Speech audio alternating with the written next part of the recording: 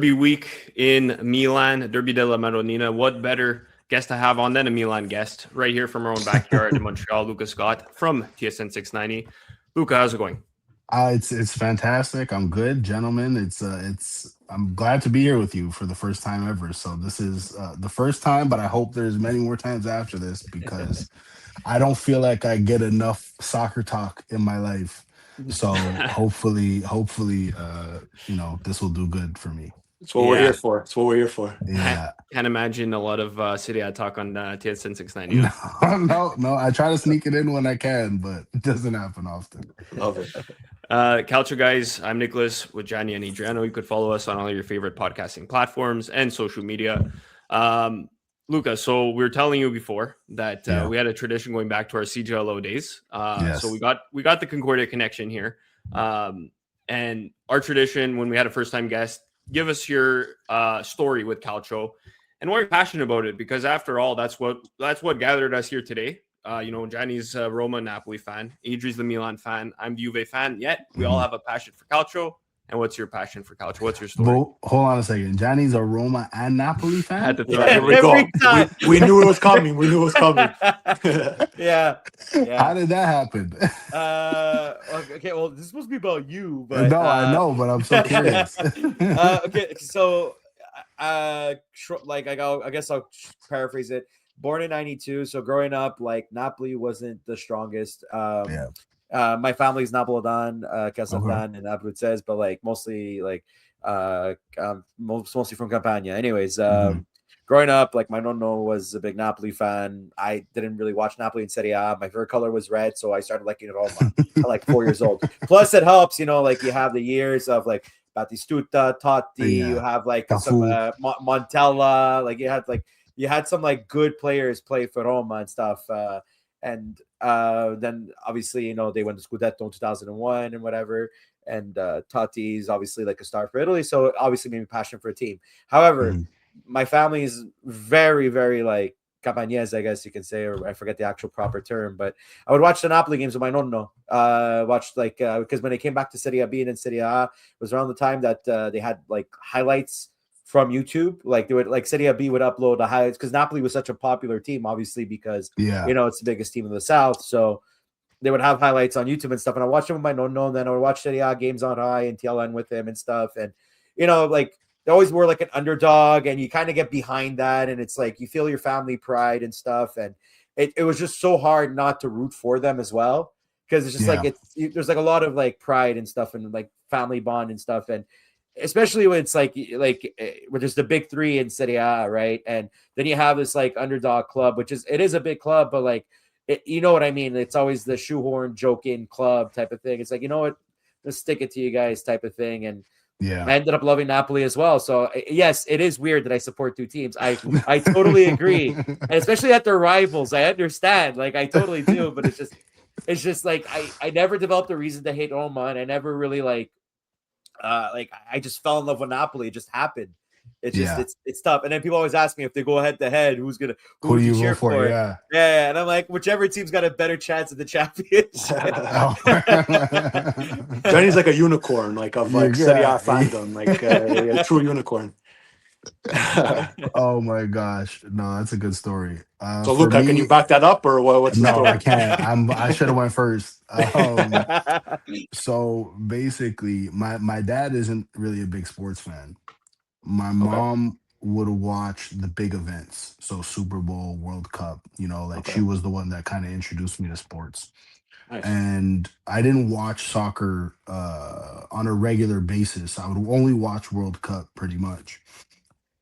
And I still watch hockey, basketball, all that stuff. And I think what happened was, well, I know.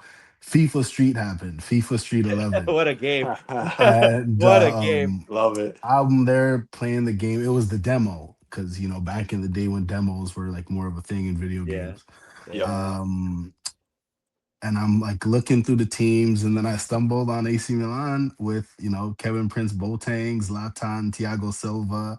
Okay, like, I like this team, So it actually started from FIFA 11, and then, I picked like I didn't follow the team on a religious basis. I only started following, like I knew that was my team, but when I would actually start watching games and following was probably like 2014. So like I picked one of the worst times to ever start watching AC Milan. Like it was Yeah, horrid. Like Banter like era.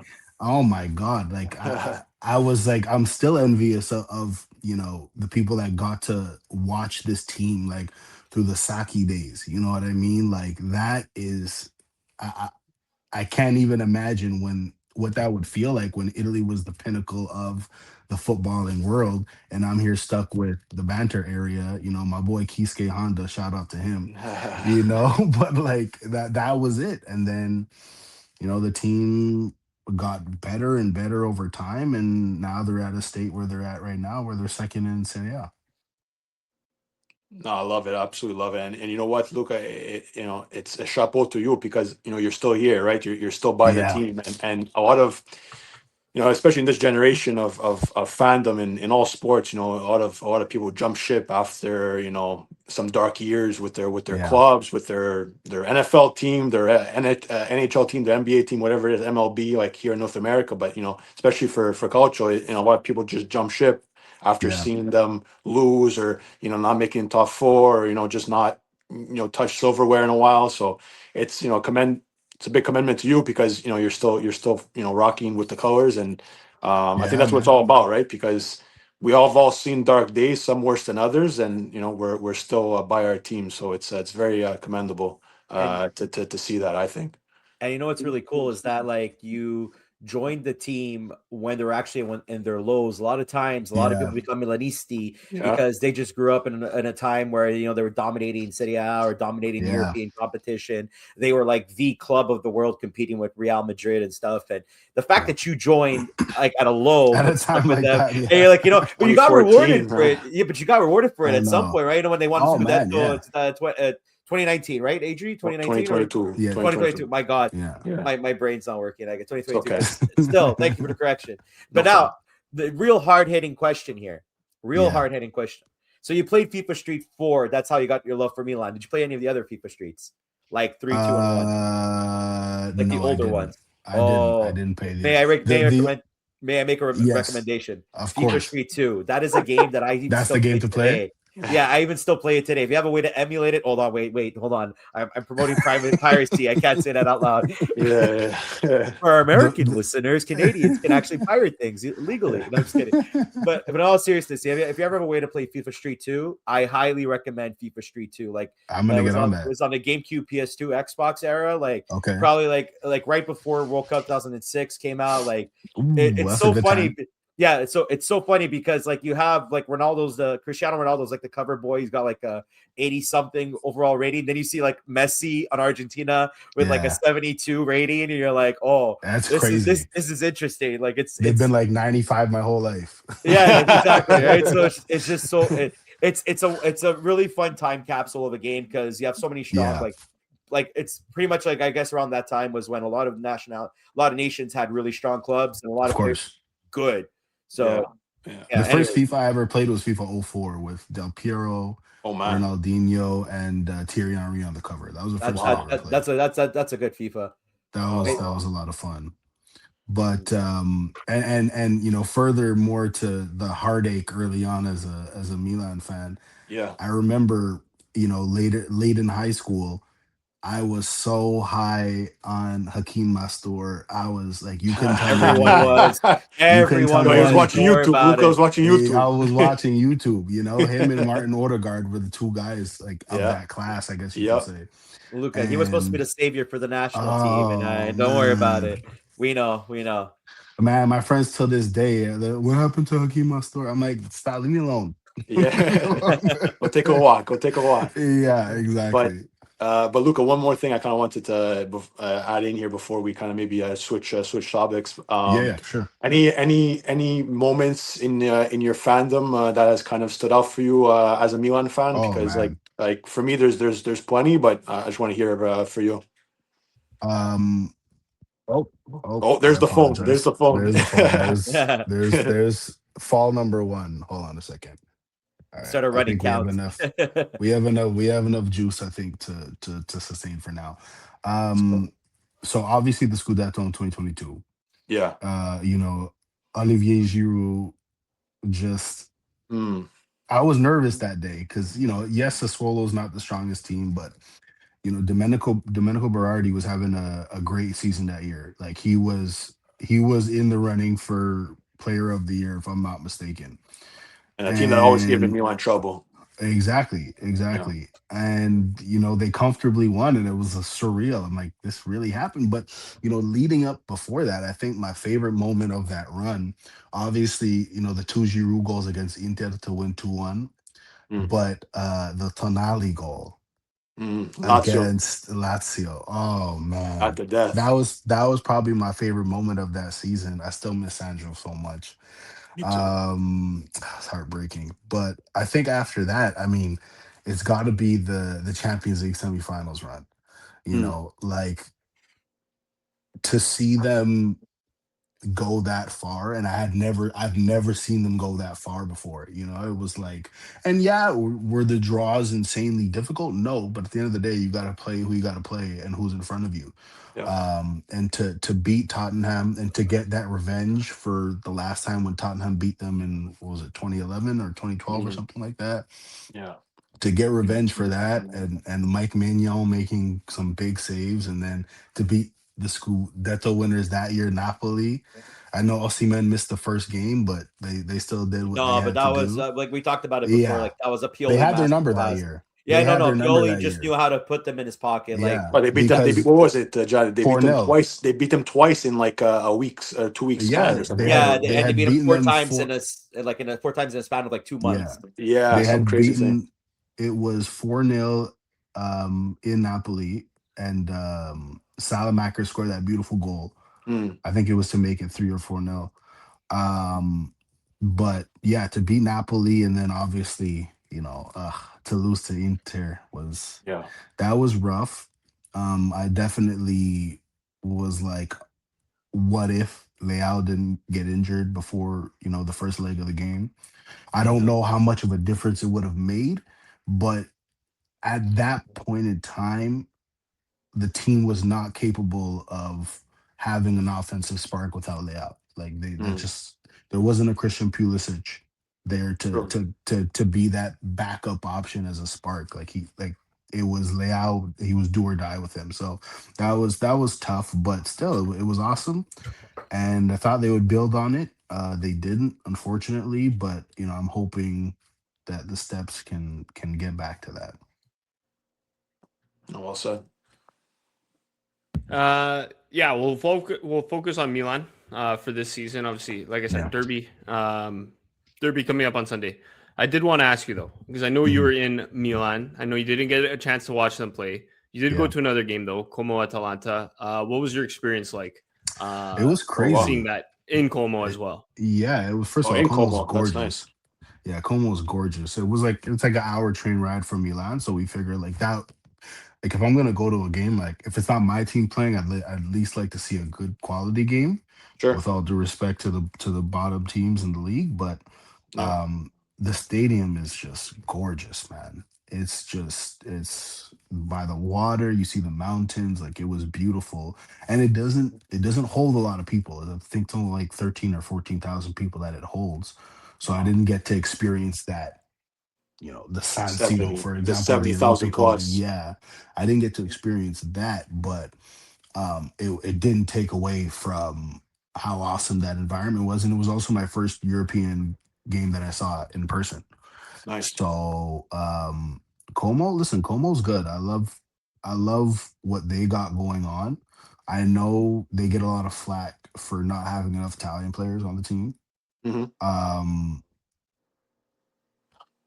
I understand both sides of the argument, but at the end of the day, if Fabregas is the manager, and if he feels like he finds more talented guys other places and they can have success doing it, then they have their right to do so. That's their prerogative. At the end of the day, the team is still an Italian team, and it's drawing eyeballs to Serie A. So I think that's always a positive. The more eyes on the league, the better. But It was a great game, even though it was 0-0. So I didn't even see a goal. That sucked. Hmm. But Nico Paz missed the injury time penalty shot. But that's because Kadnaseki, as Nick and I were talking before, beforehand, he's unreal. And if Good. not for Donnarumma not being Donnarumma, he would be the number one guy for Italy. And if he played for a different country, he'd likely be the number one guy as well. No, absolutely, absolutely. That was the game you caught. That was a interesting game that you went to. Then. Yeah. But you know what? We've been there, eh? Me and Nick have been there. We went to San Siro against Sassuolo back in 0-0. 2019, 0-0, 125th anniversary game for Milan. Whatever. At least there was a goal we celebrated that was later taken off. Yeah, the points VAR, or handball, whatever it was. Yeah. VAR took it back, but it could be worse, yeah. boys. You could go watch your own team and see them lose both games in the same week. Man, I went to go watch a Napoli game at the Maradona. They lose 1-0. That was the year that they won their third Scudetto. They lose 1-0 to Lazio at the Maradona. And then I go watch Roma at the Olimpico. They lose 4-3 to Sassuolo. And then I randomly go visit my relatives in Florence, right in Tuscany. And I'm like, you know what? Let me go see a Fiorentina game. And that's the game they win 1-0. I'm like, you got to be shitting me. The conference league game. Yeah, conference league. I'm like, come on. Yeah. Like, it's even I don't even support it. They win 1-0. What is this? Man. It's crazy. Fiorentina are like kings of the conference league, man. Yeah. They used to run that. Never won though. No. But it's the run again. All this to say, it's the risk that you run. Going to these matches, you don't. Listen, we always say it in this league in Serie A. We always say it on the show. There's no easy games in Serie A. It's a known fact at this point. If you don't know that and you don't watch Serie A, it's it's one of these things where the Sassuolos of the world or the Pisas or the Lecces or the Parmas or whoever it is, pull out the Cremoneses, right? They pull out these magical games against your club. So, thankfully Cremonese didn't do it 2 times in a row for Milan, Luca. It was just before we get into the derby talk, I kind of just want to get your thoughts on that match. On that match first. We can speak about obviously the season as we go along here, but that match, this past weekend, the 2-0 win, which looked like it was going to be a lot worse, and we had a bad taste in our mouth week 1 with Cremonese, right, with the first loss of the season. What was your take on the match, if you caught it for that matter, and maybe Milan struggles with these bottom table teams that have really been our kryptonite this season? Just your thoughts, Luca. Yeah, it's so, I don't understand it. It's so weird because obviously on paper Milan's the more talented side, but for whatever reason, and listen, at the end of the day, it was nice to see them get the 2-0 win, to avenge a loss to Cremonese, get, like you said, get that bad taste out of their mouths. I love that. That's great. But I think it speaks to a bigger picture with the amount of draws that they've had to inferior competition. Drawing to Roma, drawing to Como, Atalanta, Juve, like that's gonna happen. Like I'm not anticipating that you need to beat those teams twice, 2 times the 2 times you play them.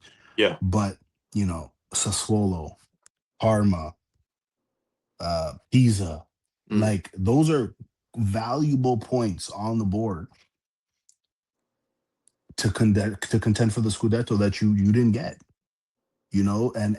I don't understand why you can be so good against the top teams in the league and have such a good record against them and then not, capitalize against the lower teams. And listen, I understand injury plays a part in it. You look at Leao. Leao's only I know he's played 20, but he's only started 16.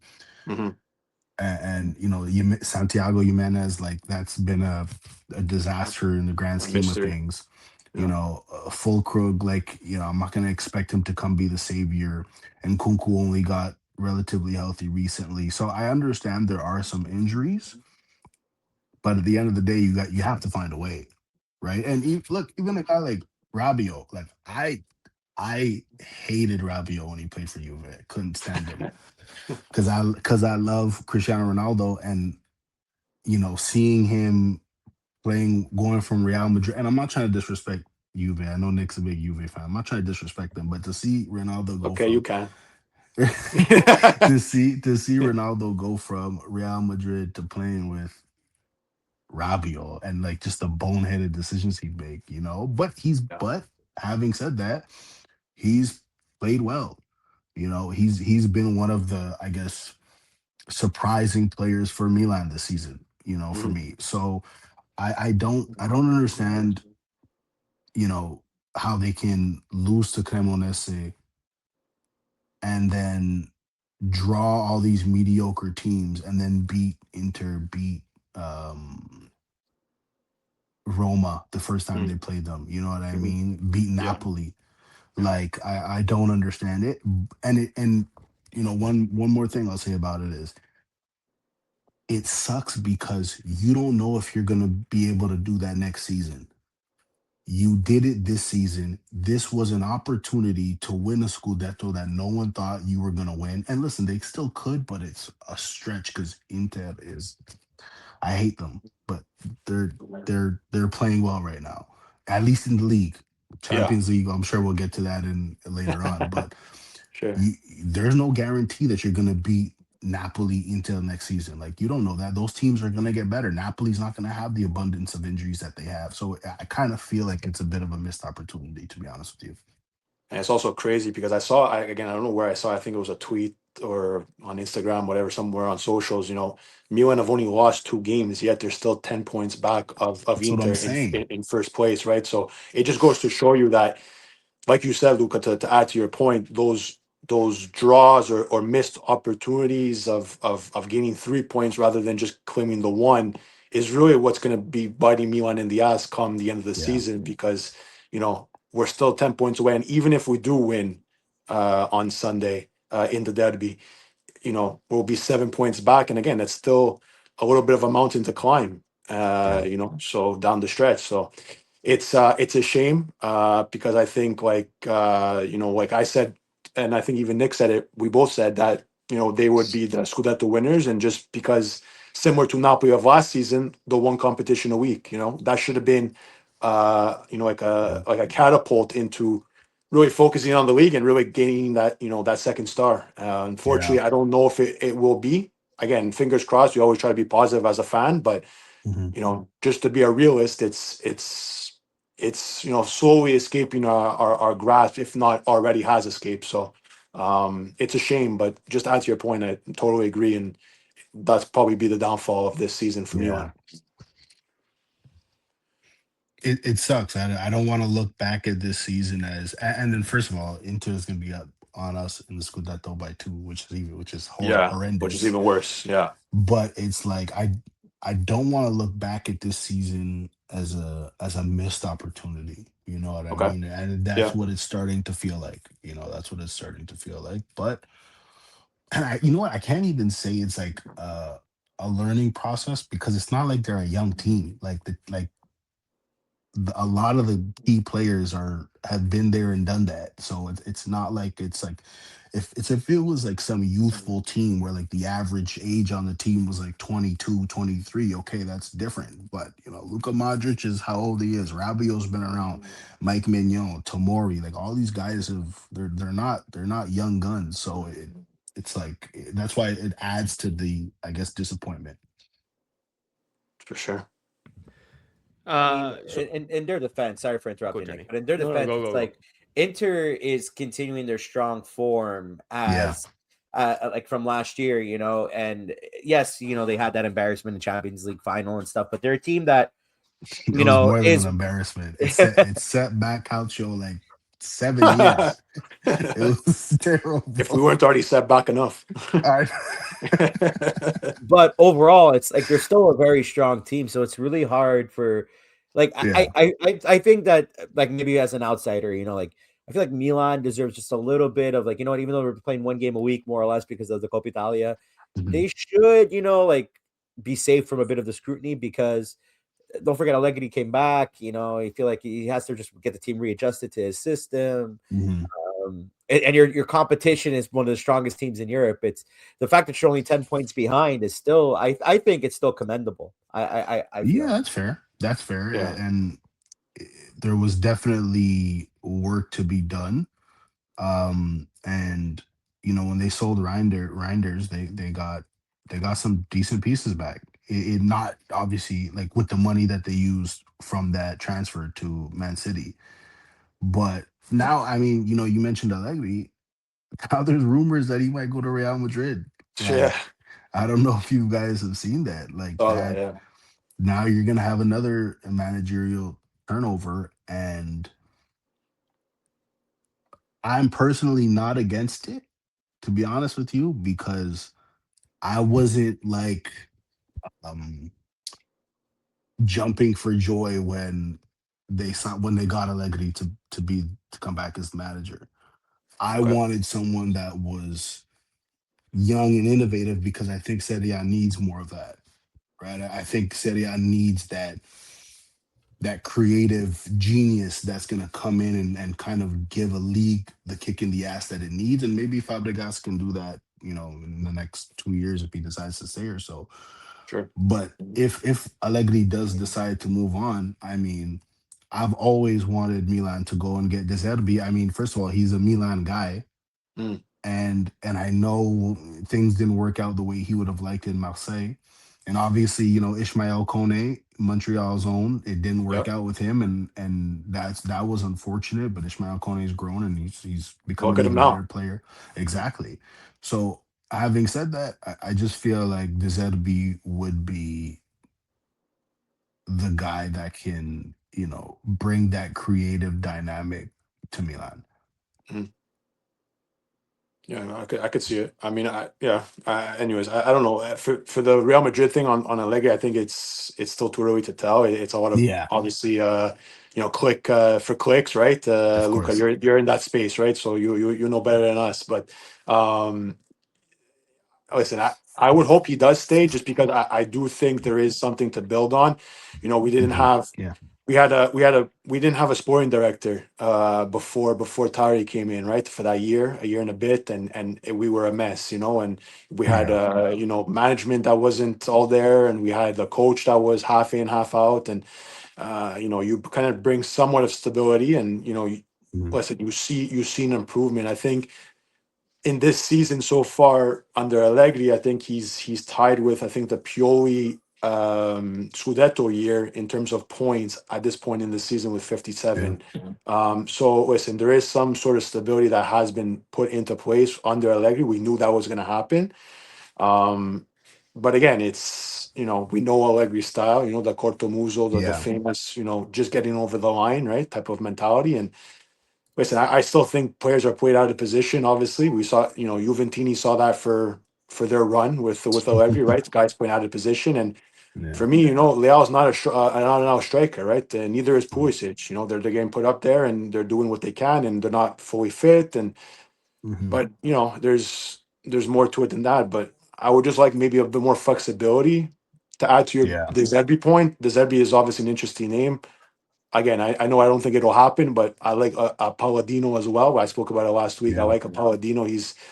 I just like what he brings. Italian coach, young. Mhm. Bringing this Atalanta team to a point where at the beginning of the season we didn't think they would be at. So Yeah. it's again chapeau to him. So listen, if they do end up going that route eventually in the future, we'll see. But personally, I think Allegri wants. From what I hear, Allegri wants to stay. I think the relationship is still intact Yeah. if we believe what is written. So again, we'll see for sure. But Nick, I think you wanted to had a question. Yeah, I honestly, it was just I want to talk about the game on Sunday. Yeah, the Your derby. thoughts and all that. And I know you watched the first derby of the season at Chacharos Mhm. with Milan from Yeah, Montreal. That 1-0 win. Yeah. Both me and Adriano were there, and it was 1-0 goal from Pulisic. Save on penalty save by Magnan on Hakan. Yeah. That was crazy. One of those classic Allegri wins, right? I don't know if you expect the Yeah. same this time around. What are your thoughts, Luca? It's weird because it's like you have these two forces colliding together, and what I mean by that is Inter has been unreal as of late. Mm, Eight games, 8 game winning streak. But then on the other side, you have Milan, who, and when I say force, I mean force in the sense that they play up to their competition. So it's how is that going to balance out? And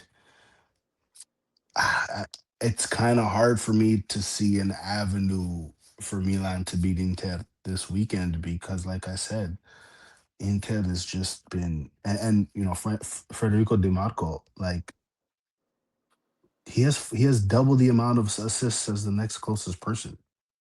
You know, Yeah. when there's 14, something yeah. about him playing in the Serie A where he just turns it up a notch, right? So, and then not to mention that their midfield is solid. Of course, Barella is.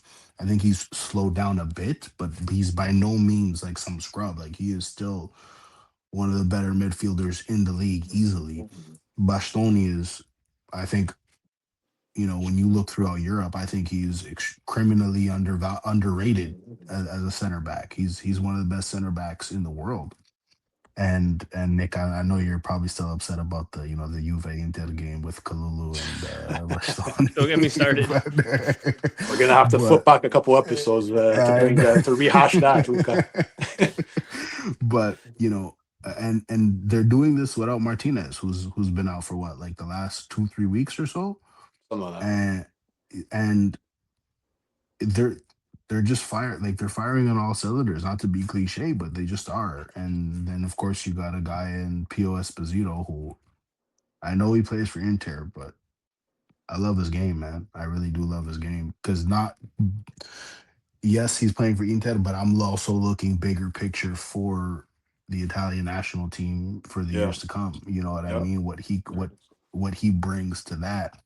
So, you know, I would be pleasantly surprised if Milan can get it done, but I just gotta be honest with you. It seems like a very, very uphill battle. Would you say a loss or a draw, Luca? You're kind of aiming towards?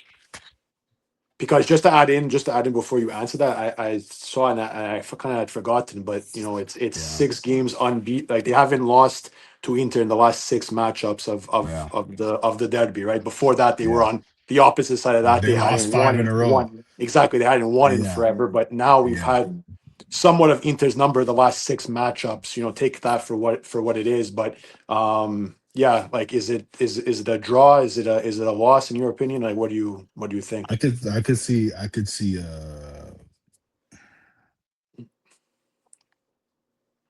a loss, to be honest with you. Okay, I could see a loss. If it is a loss, I don't think they're gonna get smacked around. I don't think that's gonna happen. sure. I could see a 1-0. I could see a 2-1. You know, Mm. I can see that happening, but I would love to be wrong. I really would. But it's just, it's hard to picture. It's hard to envision, Like you mentioned before, playing guys out of position. Yeah. Like we've been known Leao can't, like everyone that watches Serie A and watches Milan has been known for like half a decade that Leao can't play striker. Like Pioli tried to do that same nonsense, although in a smaller like sporadically he wouldn't do it. Sample size. Yeah, like it didn't work. It never worked. You're limiting his creative ability by doing that. So, and like same for Pulisic. And I I struggle to see how this team is gonna genuinely win a Scudetto. And to Gianni's point, kudos to them for only being 10 points behind. Like I understand that point of it, but to legitimately win it, you're gonna need a striker. And who's the striker that's gonna be the Olivier Giroud? Like he wasn't flashy. He wasn't like some unreal striker where he's gonna go get you 25 goals in the season or something crazy like that. But you could rely on him in big moments. You could rely on him to get the job done like Yeah. efficiently, and they don't have that. So Jimenez, like we mentioned, who knows what's going on with him? Full Krug, like I'm not gonna expect a guy to come in mid-season and just save the team. I thought that was gonna happen with Kyle Walker last year when we signed Kyle Walker because we Sure. Yeah. needed a right back Yeah. and it didn't work out. So I don't it'll be tough. Like it'll be tough. Leao or Pulisic or someone is gonna have to step up and really, you know, be a star on that in that game with the way Inter's playing lately. So then, with Milan's desperate need for striker, do you think we believe that rumor that Vlahovic joins Allegri in Milan? I would like it because Really? I think it's an upgrade from what we've had. I think from a talent POV, he would be he'd be the best striker they've had in a while. I don't even know who I would put close. Like Zlatan, when Zlatan came back, he was older. And Giroud was also older. So I'm not gonna put those guys in that category because it's not like we were getting a prime Zlatan again or a prime Giroud. But Vlahovic, I still think has quality soccer left in him. I still do. So I wouldn't mind that. But I also think at some point you really need to start nurturing Camarda and giving him a proper shot. And even if he does come in as an 18-year-old and he scores 3 goals in a season, it's not the end of the world. Give him time. He's 18 years old. In what other sport are we gonna criticize an 18-year-old for having a rough start? Like that's normal. He's a kid. Yeah. Yeah. But at some point, you also like. I know he's dealing with a shoulder injury right now, but like it kind of feels like a waste season at Lecce. Yeah, sure. I'm sure he's getting the experience and all that, but he's barely playing. He's played over 50 minutes, like only a handful of times. So I do think that they need to. If let's put it this way, if Lamine Yamal can do it, and he's a different animal, Sure. but we have extremely high hopes for Camarda, and maybe that's unfair. Maybe it's unfair to have like our hope for a striker, which Calcio's desperately needed for years on end. Maybe it's unfair to put that much pressure on him, but I think he can live up to it. And hopefully it's not a Hakeem Mastor 2.0. Bro, I hope. no more YouTube. No more YouTube. But like you bring up a very good point because we were kind of like having a tongue-in-cheek conversation in our group chat that we have the other day about like Mhm.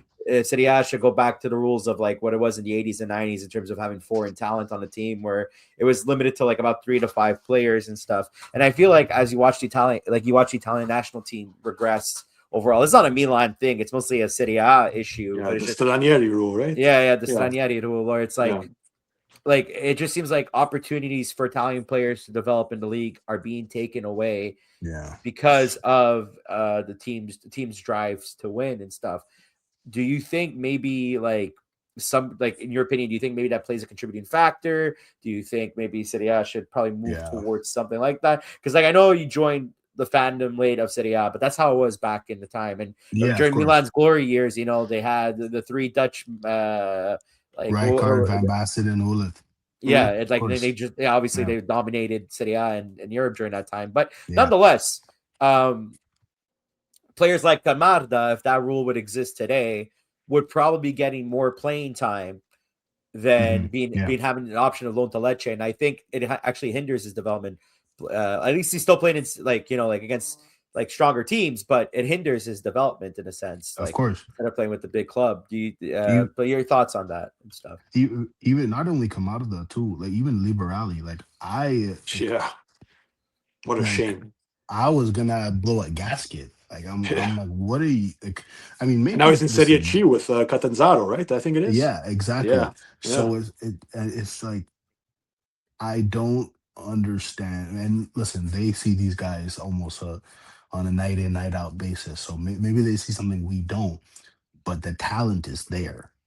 Yeah. And it's a failure on your part if you can't if you can't cultivate the talent of Camarada and Liberali. Like those are 2 young guys that you could pivot around and kind of build your future around. And they seemed unwilling to do it with Liberali, and I think they have no choice but to do it with Camarda because there's so many teams that want him. He's worth 15. If you look at transfer market, he's worth 15 million euros as a 17-year-old. Like that's saying a lot. So I do think to your point, yeah, if thing, if it weren't for that silly rule where they just struggle to develop young Italian talent, yeah, he would be playing, and I think he should be playing, and I think Serie A, it's a shame that they don't do a better job of developing the talent. There we go, number two.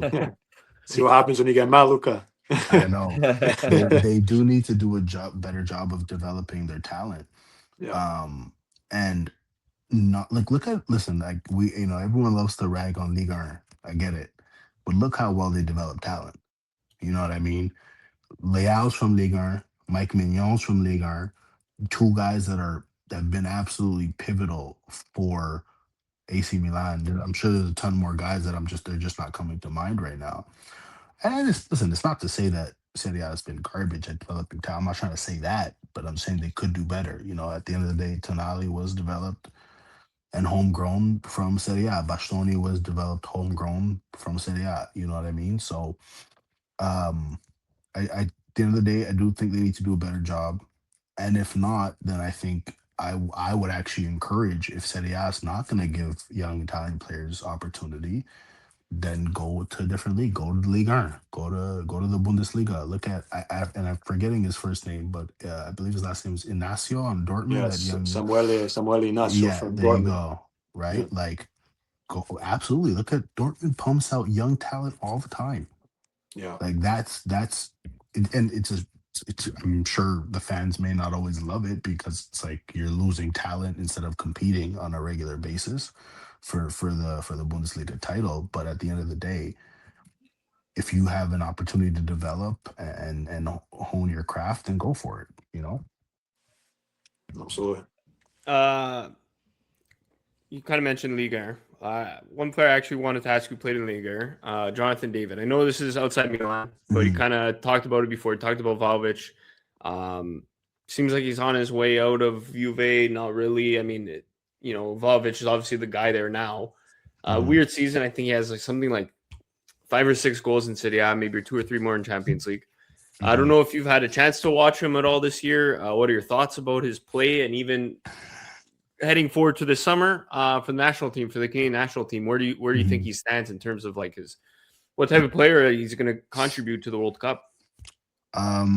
So I haven't watched like every single game. I've seen games here or there. Yeah. I remember when he went to Serie A, I would see, you know, let's just say I saw a topic get brought up about whether Serie A was competitive enough for him. And I was like, this is outrageous. I don't whoever put together this question needs to have their soccer card revoked because you don't know what you're talking about. Like if you think Serie A is or is not going to be as difficult as Ligue 1, you're on drugs. It's just as Yeah. simple as that. You're on Simple. drugs. So it's an adjustment. I don't think. Listen, man, it's hard for center forwards and strikers if you're not like kind of honed into or brought up in Serie A. Like of course, unless you're like Mbappe or Holland, like those guys are just freaks. So like I'm not even gonna put them. But like a lot of other guys, yeah, it's normal to struggle in Serie A. I don't think it's the end of the world that he has a bad season with Juve. I wouldn't, I wouldn't. I would love for him to stay in the league. I just think he needs another year to get acclimated to the league. Like, how many times have we seen players take a year to get acclimated to a league? It happens all the time. Look at a guy like I'm drawing a blank here. Decathlon. CDK. Yeah, Yeah. right. I was gonna say. So Maldini goes and gets him, and Maldini, we miss you. Come back, Come please. back, please. Yeah, Come there you back, go. please. Preach, Seriously, preach.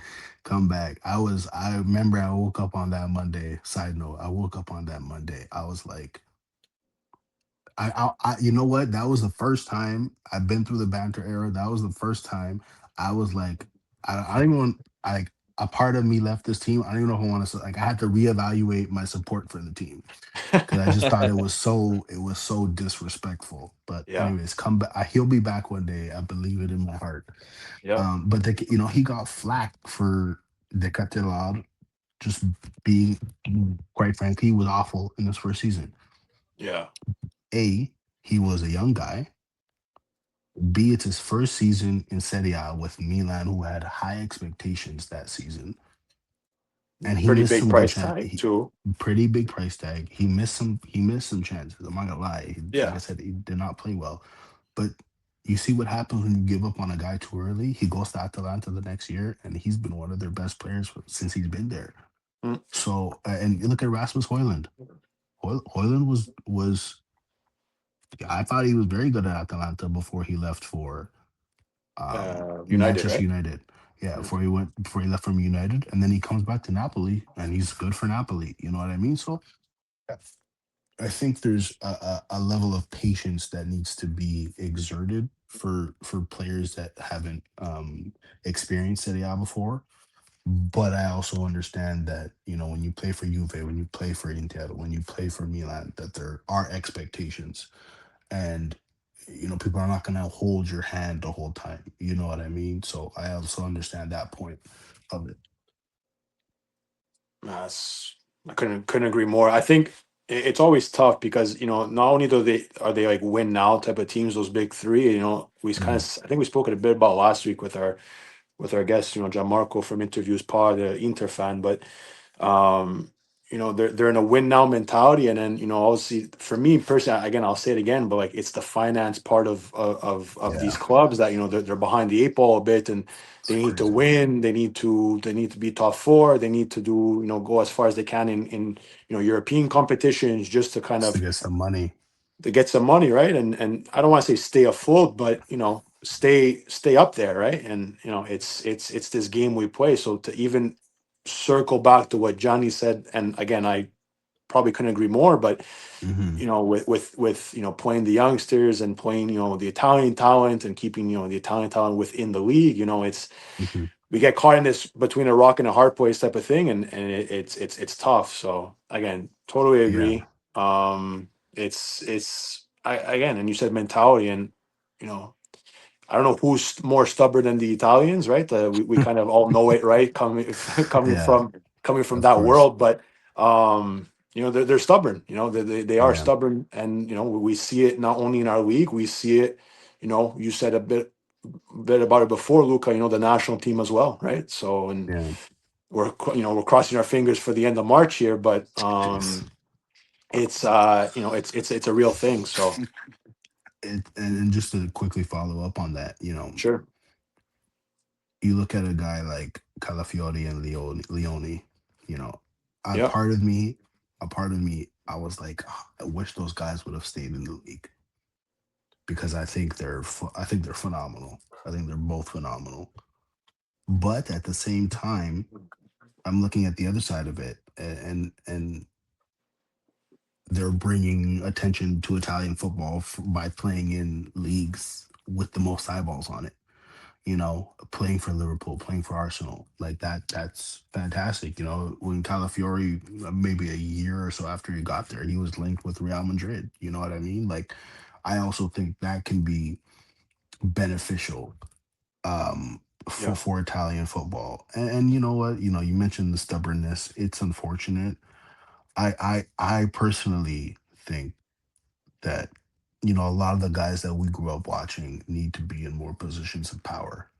The Maldinis, the De Rossis, the Tottis, the Del Pieros. Like, I yeah, want to see those guys in positions of power because watching Del Piero on CBS, like he's been ranting about the state of Calcio. You know what I mean? yeah, He's been uh, uh pointing out the issues and why as a league it hasn't been able to catch up. Like, they've been behind. I know Inter won the treble in 2010, but after, and maybe I'm being biased here, after 2007 when Milan won the Champions League, it kind of feels like it's gone downhill ever since, outside of the one year in 2010. and it's a bit shameful to not be uh, caught up almost 20 years later, right? And I think that for a country that's as synonymous with football as there is, there Yeah. has to be a meeting of them. Of course, you have other issues. I'm like every country has their issues. I'm not even Yeah. trying to get down that route, but Yeah. it's unfortunate that there hasn't been more of like a meeting of the minds on what can we do to make Calcio better and take it back to the 80s and take it back to the 90s where it was the top of the football world, because being at the top of the football world helps everybody. You know what I mean? Like that does wonders. So I only hope that in my lifetime I can witness Serie A be, the hub for football just in general. I think it can have that potential. I just think it goes back to how you handle the youth and how you develop locally. I Yeah, think of course. that's the issue. Obviously, people want to talk about TV deals and stuff. You know how the Prem's got all these crazy financial Yeah. It deals plays and a big everything. And factor. It plays a big factor. it does play a big Course. factor, especially with the sponsorships and amount of money in that league. Obviously, plays a heavy hand in it, but Yeah. we generate the best managers in the world. A lot of the best Mhm. managers come from Italy.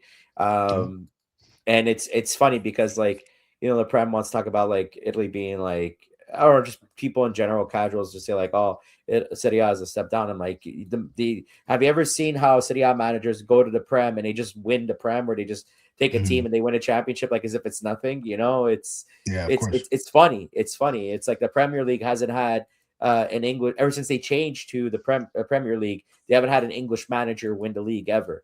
Mm. It's Course. always been someone internationally. So Thomas Tuchel's managing their national team. yeah, it Yeah. baffles me where it's like we have the brains, Of it's course. just ownerships are just being incompetent. Obviously there's the issue of teams owning stadiums versus not owning stadiums, and you see the difference with that too. Like Atalanta, ever since they basically built their own stadium, look how much of a turnaround they've had. Obviously Gasperini plays a factor in that too, but that's But another even issue. after, like they didn't drop off. Like I thought they were gonna fall off, at least for this season, fall off Yeah. hard, Same. and they haven't. Same. Yeah. They haven't. Well, that maybe And that's that like what that 4, 5, maybe 6 months of under Juric was like the worst yeah, little blimp of time for them. But yeah, now, like I said, with Palladino there, it's he's brought back life. exactly. And they're the only team in round of 16 of Champions League, There you right? go. And that was a great comeback against Dortmund. Yeah. I thought every team was going to be dead, and they managed to hold on. And listen, they have a tough task against Bayern. Bayern's Bayern, like we know what they Sure. present. But when I look at when I look at their back line, I love Scalvini. I think he would have, if not for his injuries, I think he would have probably been gone from Atalanta. And I don't want to say like, promote, like go, because I don't want to disrespect Atalanta. I think what they do is phenomenal. But I think he would have left Atalanta for a bigger team, Sure. and honest Ahanor, who was 17 years old, and he already has that much presence to his game. Uh like I know when you look at the Italian national team, it's kind of we're in a down period because I mean everything's on the cusp of qualifying for the World Cup for the first time in 12 years.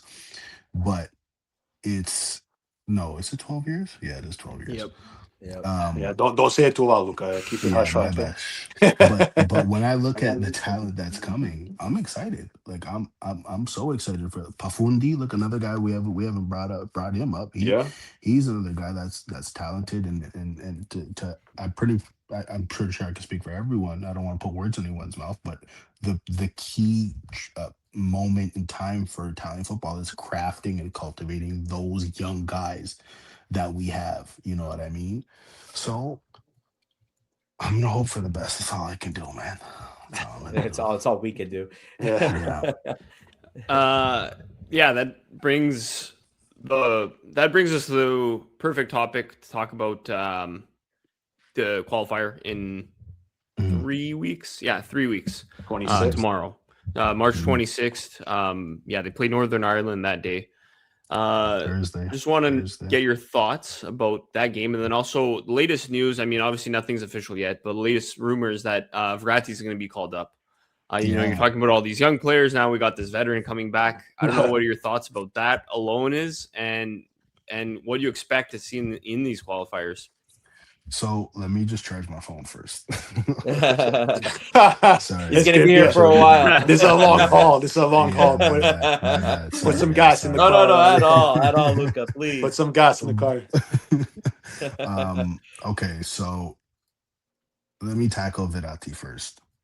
Sure. I'm not gonna lie to you, I love it because Okay. I look at the current construction of the team, and to me, it's who's the leader, who's the guy that when they won the Euro in 2021, that's my greatest footballing moment ever because I was in 2006. I was how old was I? I was 8, and I was at a camp, so I couldn't. It wasn't like I didn't experience it properly.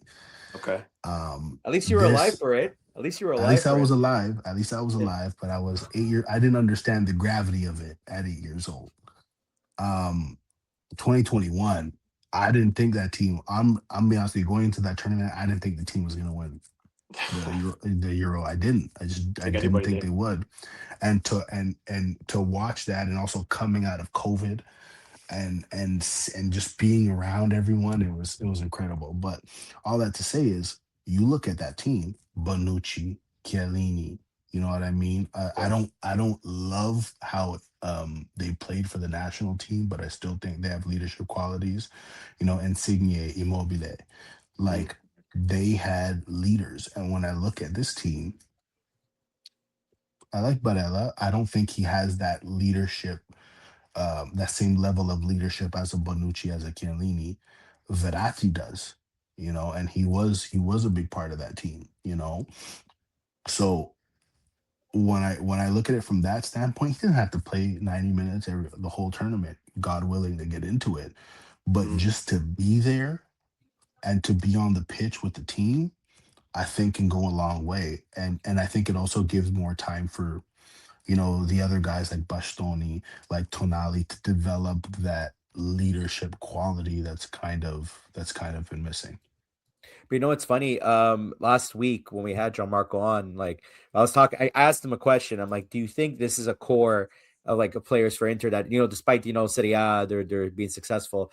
For them, it's like no, but they want Champions League, and obviously Champions League, they crapped the bed twice in a span of 3 seasons or 4 seasons, whatever it was. And like, do you move on from a core? And he says like, yeah, he doesn't feel like Barella's played into the ground for no matter where he's gone. Like it's like the guy you could see the guy is exhausted, like for how but like the mentality of the players are sometimes not there in the crunch time. And funny enough, it kind of plays back into like something we discussed, like us three with other guests in the past, where it's like it doesn't feel like there's no vocal champion in the room. I felt like the team's been lacking that.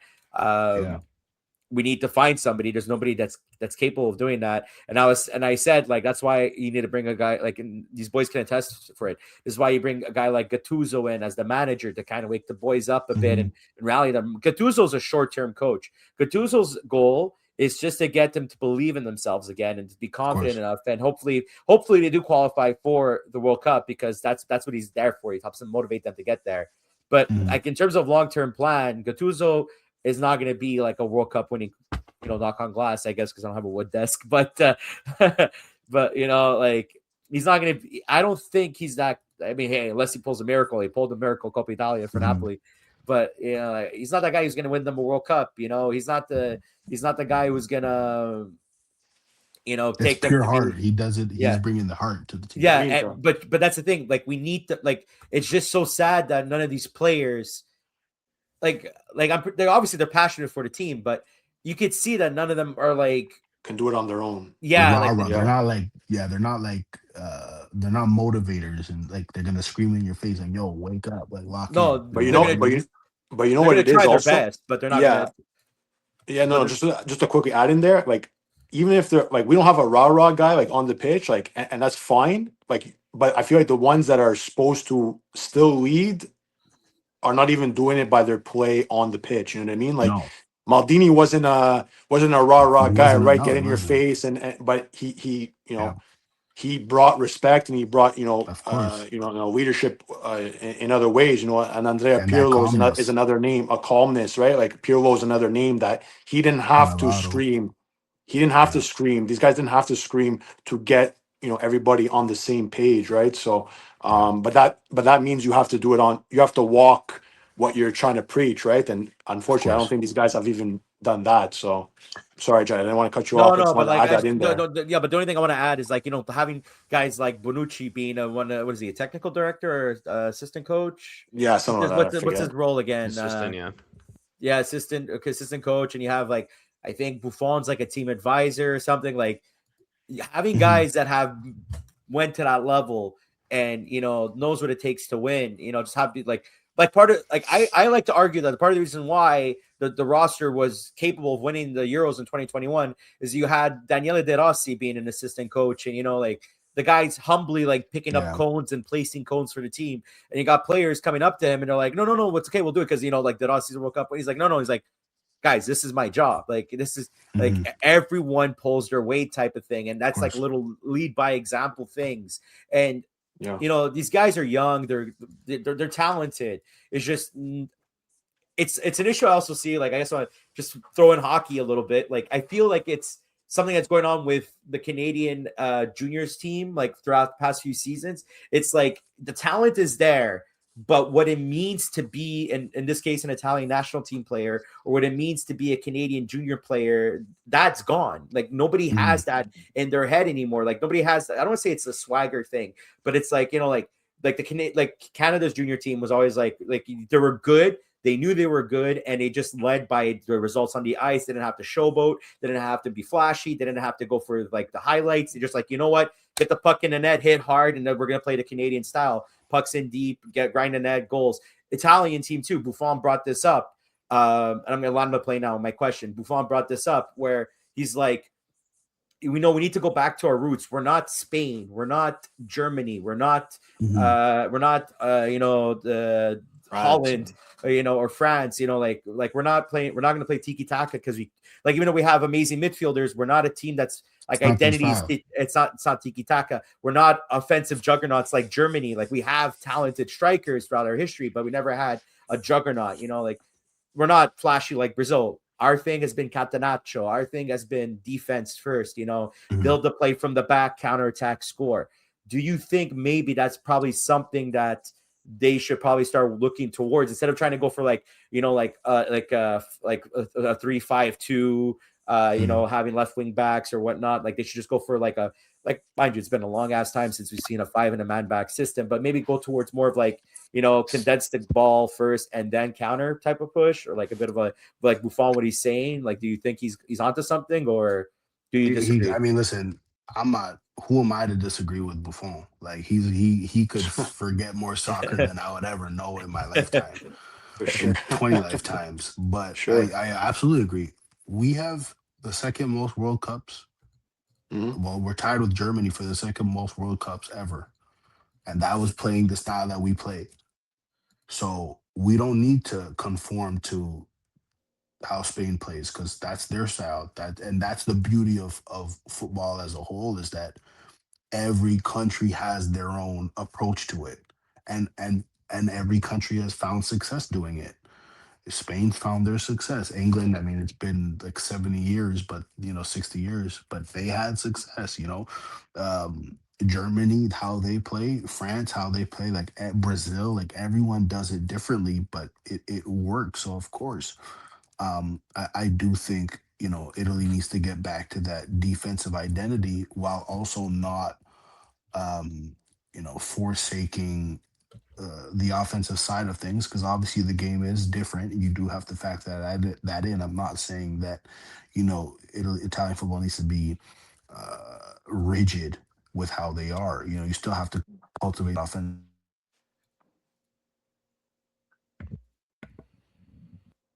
Did we lose Luca? No, he's He's there back. visually. Is he back? No, no Can't sound. hear him. We don't hear You didn't put enough benzina in that car, I don't think. him. Technical problems. He's got to go to the gas station. What's it at today? It was at 150 something? I saw it at 160. Oh, Madonna. It was at 161 here in St. Michel. Yeah, It's crazy.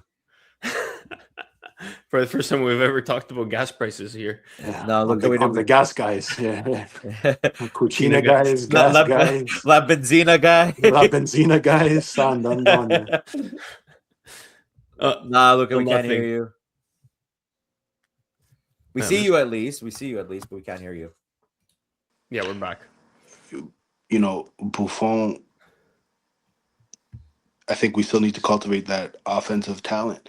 But you look at all the defensive, you know, you look at all the center backs that we have that are up and coming. Like it's a war to get onto the pitch as in the starting 11 for a center back in Italy. You know what I mean? Like you have Buongiorno, you have Scalvini, you have Calafiori, Bastoni.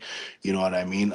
Honest Ahanor, who's going to be coming up, Leone. Like it's a battle, and I think I never think it's harmful to have that competition, and the guys know that their spots aren't safe, and if they don't play up to expectation, that they can get replaced no matter how good you are. If you're not performing for the national team the way you are for your club, at the end of the day, we're in the business of results. And I think I have no worries about how our midfield is. I think we're always relatively solid in the midfield. I think the biggest issue going forward is going to be just the striker and making sure that we hone them in properly, and because it's going to be difficult to win without a proper striker. We forget about on the wing, like that's non-existent. Like that just doesn't. That's not a thing in Italian football. I don't know why we can't produce a phenomenal winger, but that's fine. If that's the case, then you need to adjust to what works for you, and that's where guys like Pio Esposito and Camarda in the years to come, and Scamacca and Moisekin, like that's where they need to really step up and have that moment. And if the highlight of their career is happens in the World Cup, then good. There's nothing wrong with that. Fabio Grosso's moment came in the World Cup. No one can tell me a highlight of anything Fabio Grosso did outside of the world. I can't. I'm sure there's people that could. I can't tell you Okay. anything that he did. But it's Buffon is right. He's absolutely right. Yeah, you can't really, you said you can't really go against No. World Cup winner, right? No. It's hard to really do that, right? Many times Scudetto winner, right? So Of course. And also um, I do not want to see Di Lorenzo in the starting lineup. I'm sorry. I don't think so that can't be a strategy anymore. He can't play in a 3-man back. That's what has been But argued but for you a see long that time. I don't have a problem with the 3-man back, because I think No, they have that many good center backs no, but that they he should. can't play. He's a But right back. 100%, he yeah, cannot play if you're playing 3-man back. If I see March 26th against Northern Ireland, I think the game starts at like 3 p.m. If I 3:45. see 3:45, if I see Di Lorenzo in the 3-man back, I'm gonna have a conniption. I'm gonna have a conniption. It needs to stop. It needs to stop. And also one more. I'm sorry, I'm rambling a lot. There's No, not a no, lot No, to go go, for say. it. please, One more go. thing. Not that DeMarco's gonna see this, but Fuck, I hope he you. does. I know, me too. How you're playing with Inter, Yeah, you have to translate that to the national team, because he is not the same player for the national team, and it's unfortunate, and I hope that they can figure out how to get him comfortable. I love Udogi, but I don't think Udogi is on that level maybe yet. Maybe he can get to that level one day. I don't know. But if Italy's going to have success, not only qualifying but in the World Cup, DiMarco's going to have to play, out of his mind, and he's going to have to play us. Remember in that Euro before Spinazzola got injured, he was MVP. At times, he was the MVP, and I think DiMarco is going to have to be able to do that.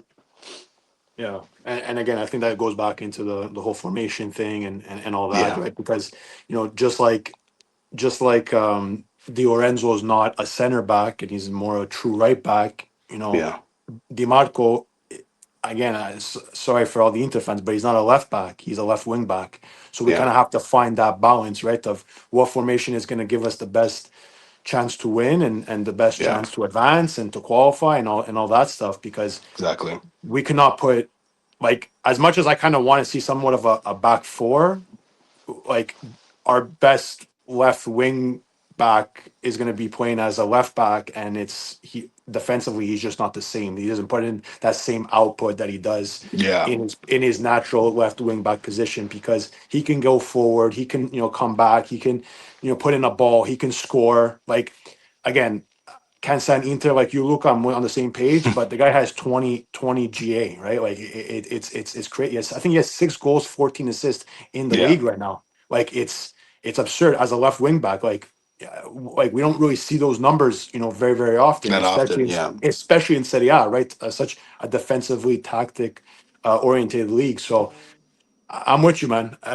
We have to see the right guys in the right positions, and if it takes Verratti to come back, and as long as it's not a yeah, Chadvi, if it could be anybody else, like, I don't want to see a Chadvi back in the mix, but if it's going to be a Verratti, hopefully he'll do what we need that leadership role to be, and if it's going to yeah. fall on him, more power So be to it. that. Yeah, so be it. Acerbi Like, has no business being named to the team with all the center no, backs that we have. like, you know what I mean? No Like, business. as much as you don't want to see Di Lorenzo Di as a Lorenzo. starting center back on the pitch, March Yeah, 26th, I don't want to see him in the call up list either, right? For a guy like Chad. yeah, yeah, Respect on his career and everything yeah. Of everything that he's course, gone through, of but course, of course.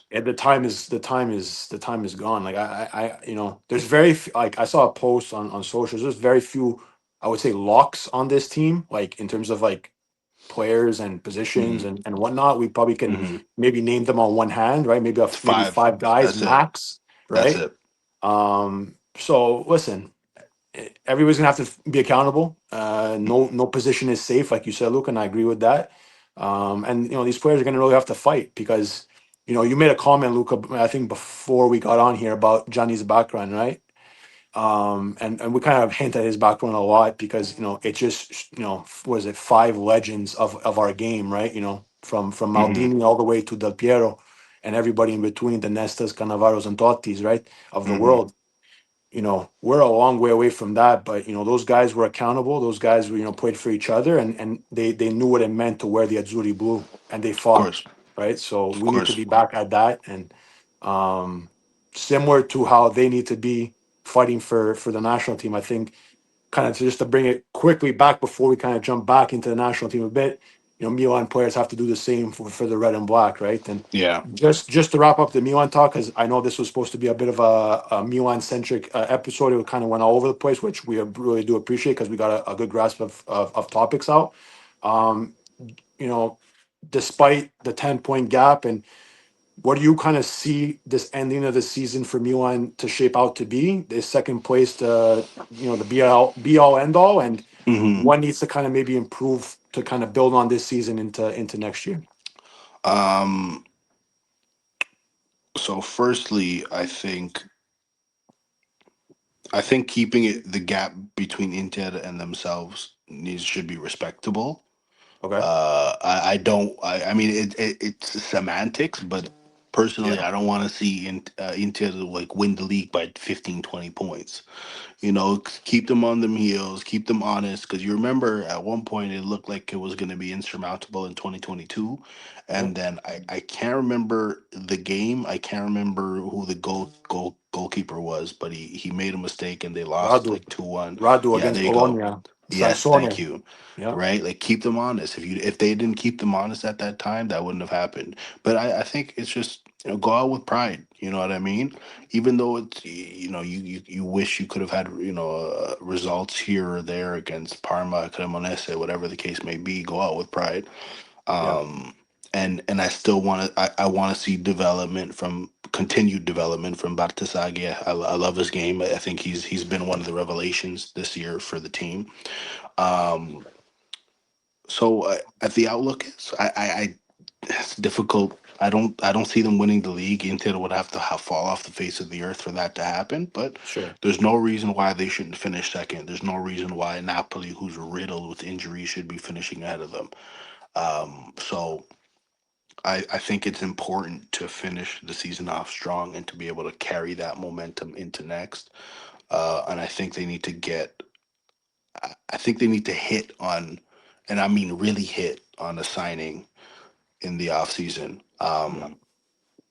Estupinian was a horrible signing, with all due respect. And I think they need to shore up the striker position. Now, however form that is, whether it's Camarda or whether it's Vlahovic, whatever the case may be, they need to define that, because if you're able to do that with, Pulisic, and if he stays, unless they sell them, I don't know nowadays, Sure. with Yep. Leao, with the midfield, I think they can be dangerous, and I think they can be a real, like even more so of a contender for the Scudetto next season. Well said.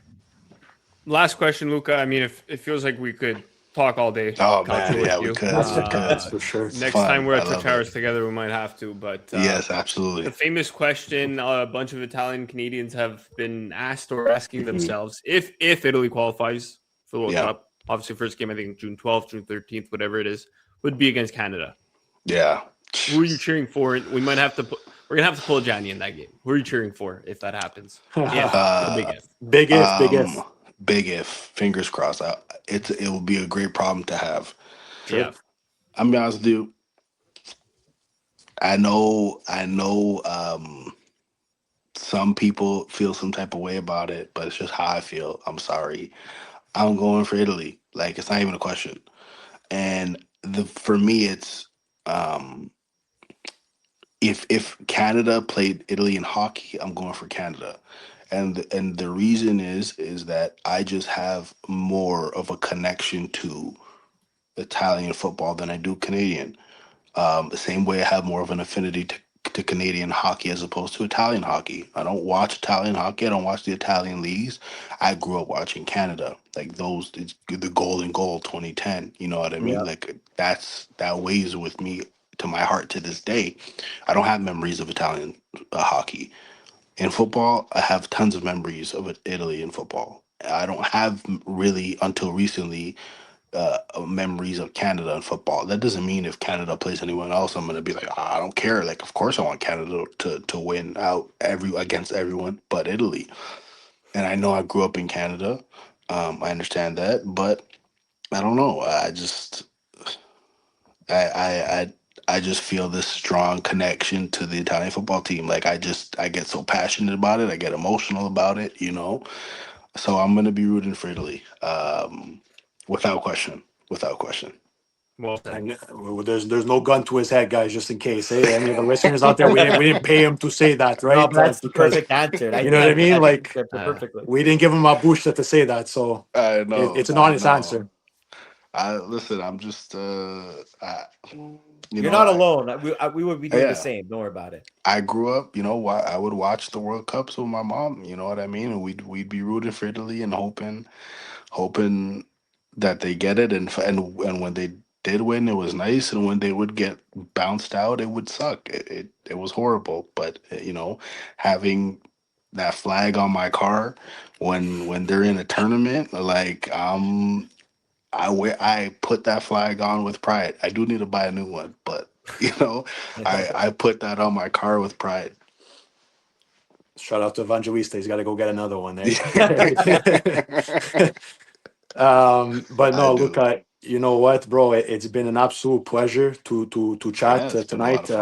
Honestly, I know it was a bit short-lived that your Charles back for the derby with FC Supra. the whole event there, and it was a great event, and it was good to kind of meet you, obviously in person. I know Nick and you have a connection, and it was just good to put a face to a name, and again tonight to put a face to a name and to kind of chop it up a bit more. It's been an absolute pleasure. We'll kind of have to wrap it up because, like Nick said, we can go on for days on end here. I know. So it's like Luca, you're uno di noi, right? As we say. So just again, Nick opened the show. Obviously, you and TSN 690. Anything you want to kind of plug? We kind of do this with all our guests. Anything you kind of want to put out there to plug away before we do our signature wrap up? The floor is yours, my friend.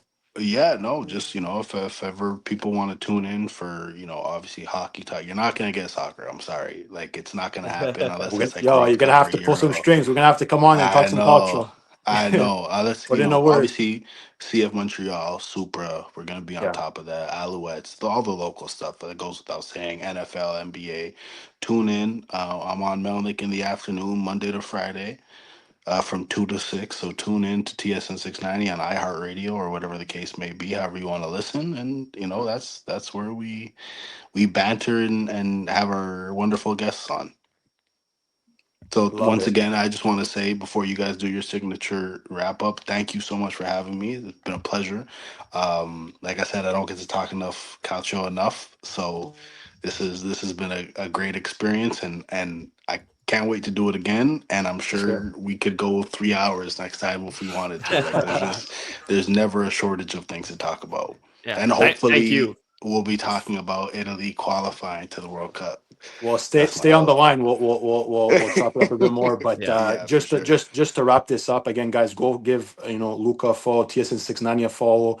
Obviously local sports radio here in Montreal. It's they do a great job.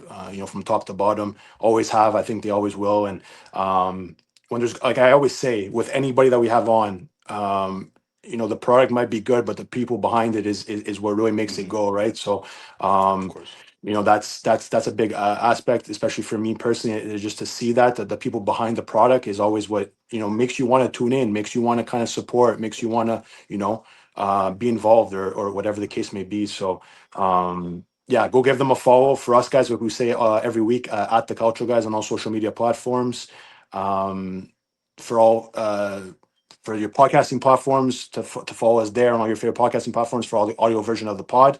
Rate with 5 stars, leave a comment, all that good stuff. And for all the video content of the pod, subscribe on YouTube, post notifications, turn them on, thumbs up, all that good stuff. Leave a comment there as well. And yeah, we'll be back next week to talk a lot more Calcio and episode 300 coming up soon, guys. So I don't know, man. Hopefully we're 4 more weeks. Hopefully we're in good spirits come then. And yeah, Forza Italia, and we'll be back next week to talk a lot more Calcio. Thanks for listening. Ciao. Bye.